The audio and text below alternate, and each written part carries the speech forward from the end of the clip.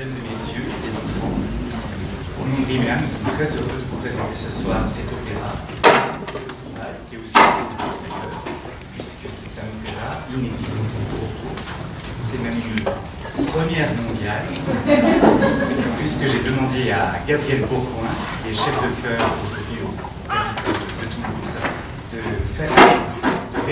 d'orchestrer cette œuvre, et donc pour piano, violon, violoncelle, clarinette et voilà,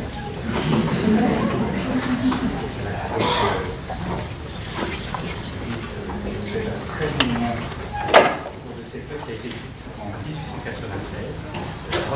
Gustav Holst, qui est un compositeur britannique, l'a écrite à l'âge de 22 ans. C'est plutôt une œuvre de jeunesse, c'est une très très jolie œuvre. Et encore une fois, on a beaucoup de chance que Gabriel Bourgoin nous ait fait ce très bel arrangement. Un très bon moment avec cette œuvre humoristique.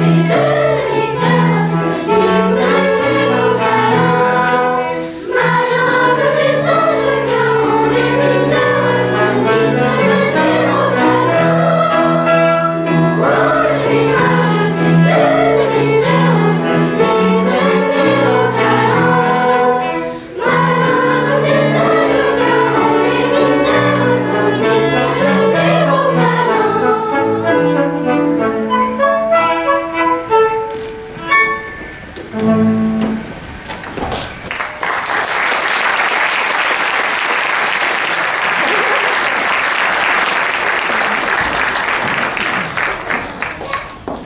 chère, sans vouloir vous importuner, puis-je vous demander quel sera notre dessert de ce soir? Notre dessert? Oui, et ne me dites pas que c'est du pudding. Eh bien, je tiens toujours à dire la vérité, à vous du moins. Et comme tel est le cas, force m'est de dire que notre dessert de ce soir sera bien du pudding. J'en étais sûre, j'en étais sûre. Vraiment, mais alors votre majesté? Je souhaitais entendre la terrible vérité de vos douces lèvres. La terrible vérité? Oui, Da, il se trouve que moi, j'aime le pudding et que j'ai bien l'intention d'en manger. À quoi est-ce que cela peut bien servir d'être reine si on ne peut pas manger du pudding? Je vous le demande. Bien sûr, mais je... Ah, taisez-vous, vous parlez beaucoup trop, majesté. Et quoi qu'il en soit, vous en mangerez, majesté, vous en mangerez. J'en étais sûre, j'en étais sûre.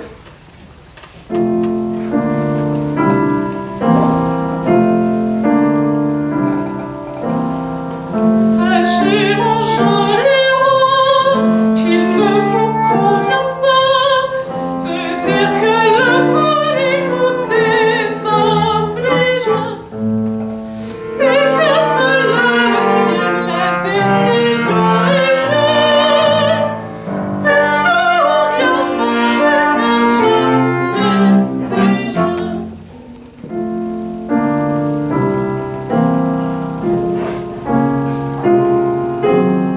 Je vous le dis, mon cher, toujours je persévère. Quand on s'oppose au pied de mes envies, mon tempérament, fruit de l'acharnement, jamais n'a montré celle d'un ami.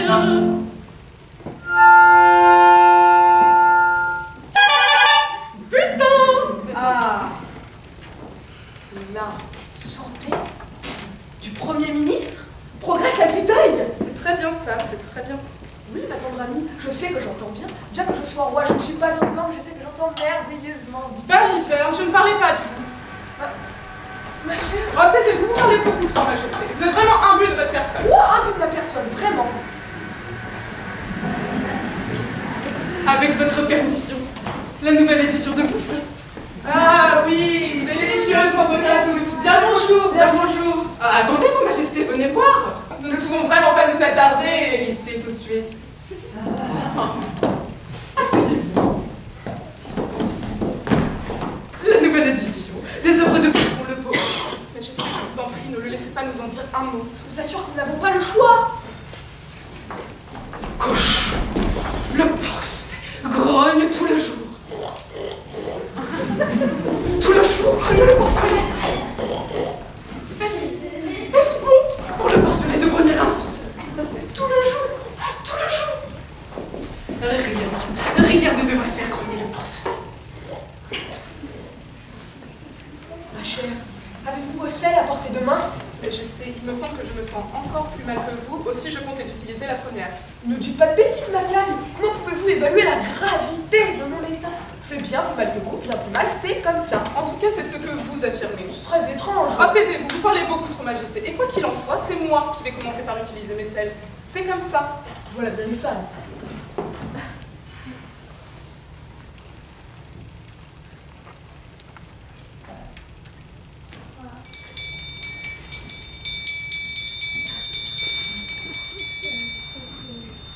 Tenez, maintenant vous pouvez les prendre, j'ai fini. Oh non merci, n'en ai plus l'usage à présent. Merci, merci quand même. Voilà bien les hommes.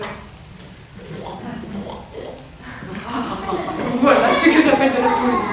C'est si simple et pourtant si éloquent. Oui, très éloquent. Si simple. Oh, ne partez pas tout de suite. Justement, j'allais dire que désormais vos sujets allaient commencer à vous respecter. Commencez à le respecter, il ne manquerait plus que ça. Très cher. Mais oui, le respecter.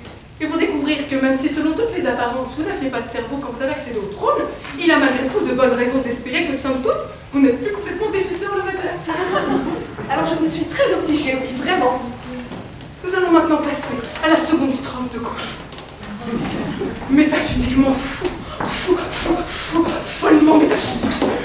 Désolée, mais même si ce n'est pas l'envie qui nous en manque, on ne peut vraiment pas nous attarder. Mais merci quand même. Comme le dit Bouffon, quand on ne peut vraiment pas, on ne peut vraiment pas. Mais permettez-moi de vous exprimer encore une fois le plaisir que j'ai eu de découvrir que vous aviez l'âme artistique au bout du compte.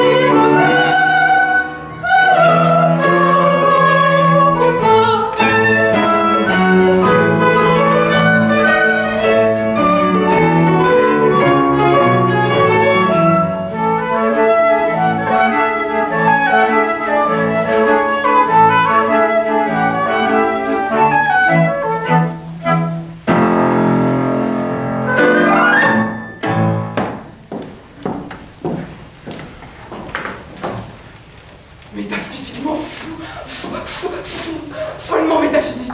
Ah, Caroline, regardez, la nouvelle édition de Bouffon. Est-ce que c'est drôle? Drôle. Bouffon drôle. Grand Dieu, non, quelle idée. Moi, je trouve ça drôle. Mais c'est une idiotie. Bah oui, c'est une idiotie. Bon, écoutez-moi attentivement et en 2 minutes, je vous prouverai que Bouffon est le plus grand poète que la terre ait Arrêtez, Que se passe-t-il? le Premier ministre de ce grand, de ce beau pays est complètement remis. Complètement remis.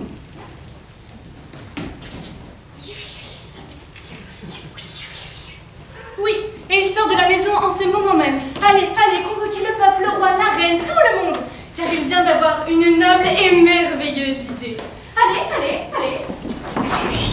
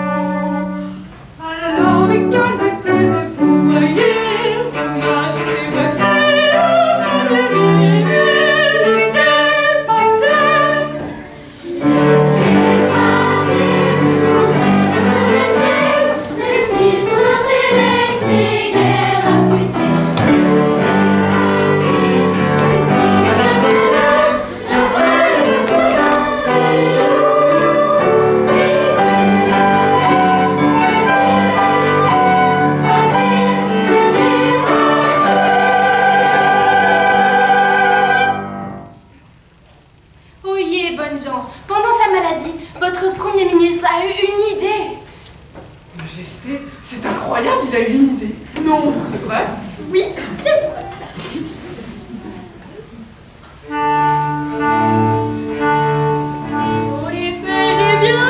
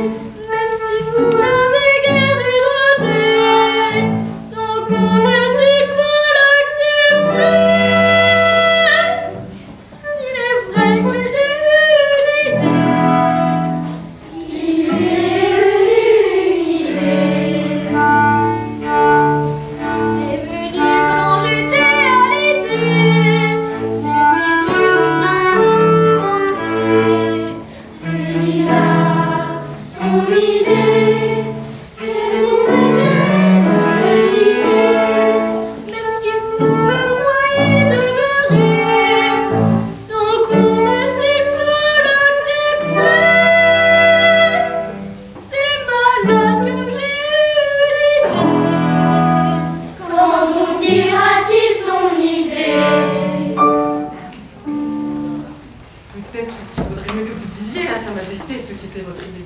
Oui, peut-être bien. Il y a beaucoup de choses qui ne vont pas dans le monde. De quoi le monde est-il fait? D'hommes et de femmes qui règnent sur le monde. L'homme, si son règne pose des problèmes, il n'est pas fait pour régner. Par conséquent, la raison que ce soit la femme qui règne et qu'elle adopte les us de l'homme et que l'homme assume toutes les occupations de la femme, musique s'est montré impropre pour sa présente position. Un Premier ministre capable de penser mérite tous les encouragements.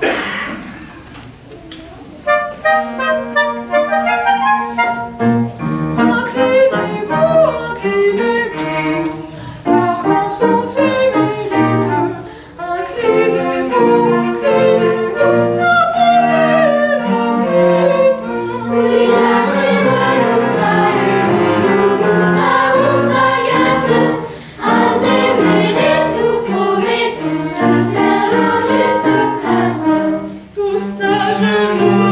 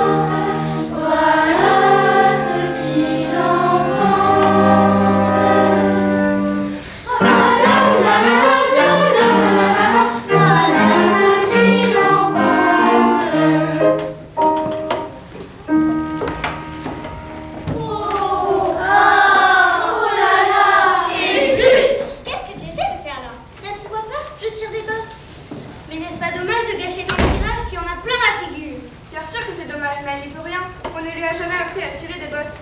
En effet, et bien heureusement, une fille qui n'a pas appris à cirer des bottes ne peut pas éviter de s'en mettre plein le visage. Oh là là, pourquoi déchires-tu ce bas? Je ne le déchire pas, je le rabaude. Eh bien, si tu continues à le rabauder comme ça, il n'en restera plus rien. Pas la peine de te moquer de moi. C'est très difficile de rabauder des bas. Il faut des années pour apprendre à le faire correctement. Moi, à ta place... Oh, tais-toi! Oh là là, et zut!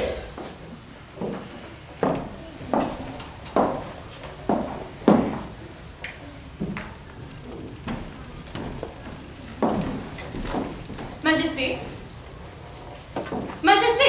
Eh bien, qu'y a-t-il? Comment donc qu'y a-t-il? Est-ce ainsi que l'on s'adresse à un Premier ministre?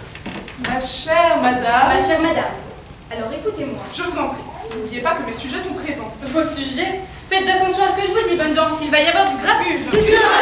Tout ça t'arrive!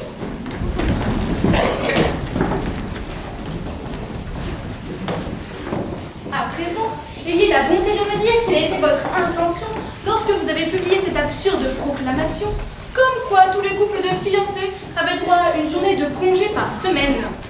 Absurde. Oui, et rien que ce matin, nous avons eu une pétition signée par tous les jeunes gens de la ville demandant 2 jours de congé sous prétexte qu'ils étaient fiancés à 2 jeunes filles en même temps. Eh bien, c'est une requête tout à fait raisonnable. Raisonnable. Mais savez-vous qu'il y a 3 fois plus de femmes que d'hommes dans ce royaume? Certainement. Donc chaque jeune homme se fiancera à 3 jeunes femmes de façon à avoir 3 jours de congé hebdomadaires. Et ils auront raison, les jeunes devraient toujours veiller à se divertir. En outre, cela donnera une occupation aux jeunes filles qui ne sont pas encore fiancées. N'importe quoi.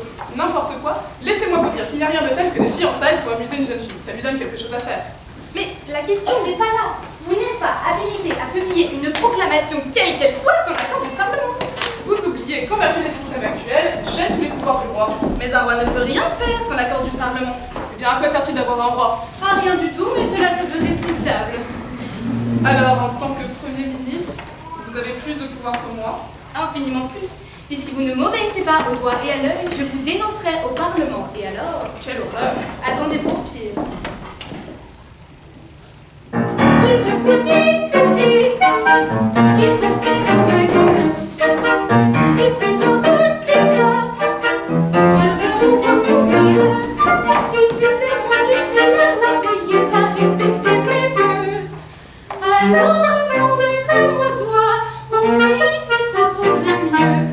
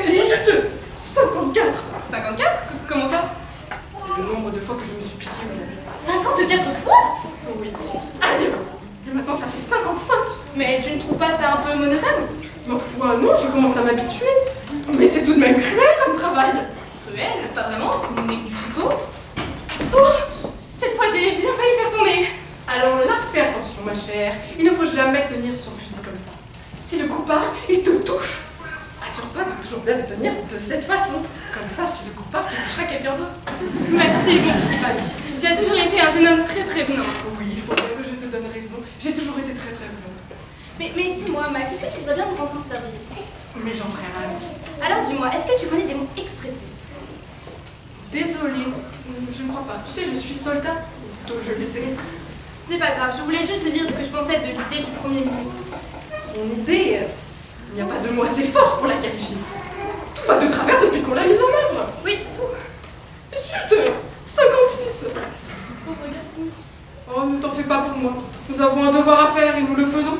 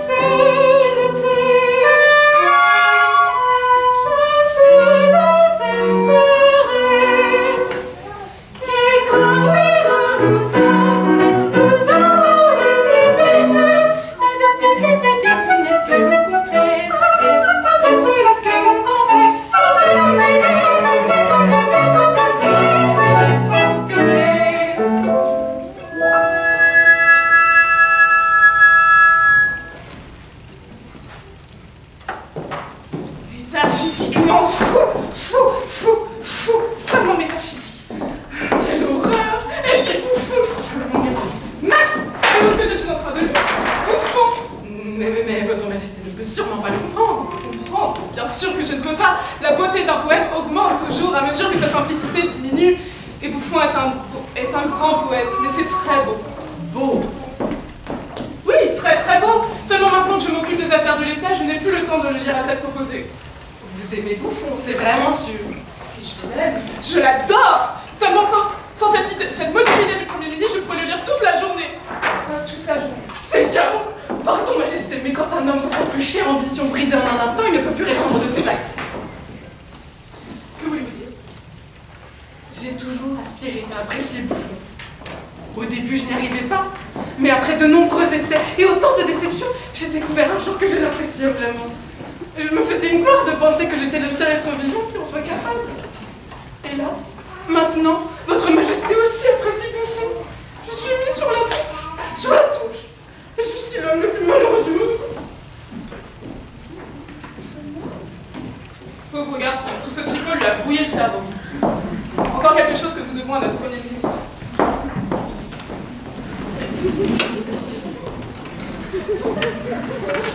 Bien, qu'avons-nous à dîner? Devinez, ma chère, devinez. Je n'en ai pas l'énergie, dites-le-moi. Du pudding. Encore, mais nous en avons mangé hier. Oui, nous en mangerons demain, et après-demain, et le jour d'après. Et ce qui est encore mieux, c'est que nous allons en manger 3 à 4 fois par jour. J'ai toujours cru que vous détestiez le pudding. C'est exact, ma biche. Je l'ai en horreur. Oh, je laisse sur votre chez vous avez la mise. Je vous laisse tout contrôler. Revêtez sur mes yeux. Vous supervisez la vie. Vous gérez ma pétence. Et vous me faites éclater ma tête. La vengeance. Quelle joie de pouvoir vous punir. Je me réjouis d'avance. Car l'occasion de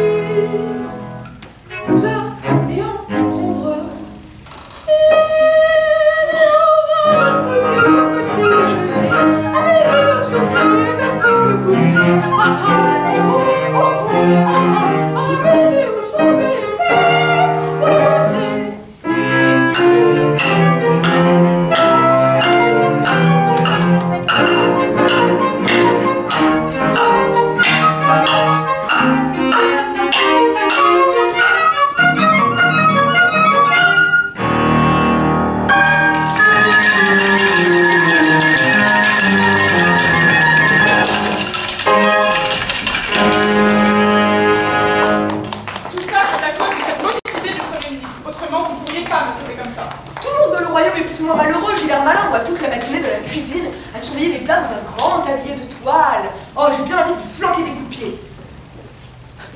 Mais le voilà, c'est le temps de lui dire ce que nous pensons de lui, très cher. Vous êtes seul responsable. Si ça ne vous plaît pas de récurer les sols, prenez-vous en votre idée, pas à moi. Mais ne voyez-vous pas? Oh, ne m'adressez pas la parole. Notre maison est devenue une véritable porcherie depuis que c'est à vous de la nettoyer. C'est un fait, plus rien ne va à présent. Fripouille, andouille, crétin, Gredin. Qu'est-ce que j'ai fait? ce qui se passe? Ce que vous avez fait Mais c'est votre abominable idée. a mis ce royaume sans dessus-dessous. Elle a fait le malheur des gens.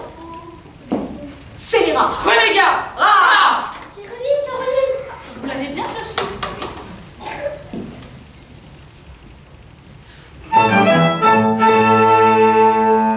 Il était sincère et je ne vois qu'à ce qui n'a pas marché. Il était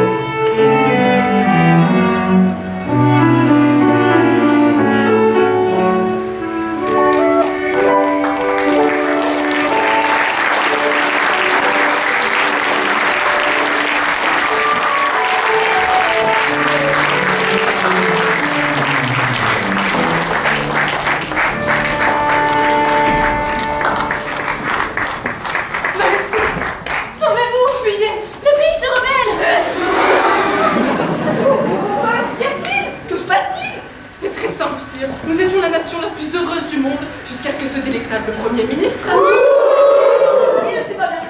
Je vous comprends parfaitement et je suis entièrement de votre avis. Mais tous vos amis sont finis, car aujourd'hui même, tout va redevenir comme avant et à l'avenir, tout sera comme d'habitude. Qu'allons-nous faire de ça? Oh, à l'avenir, il sera un Premier ministre exemplaire, car il a promis de ne plus jamais avoir de nouvelles idées.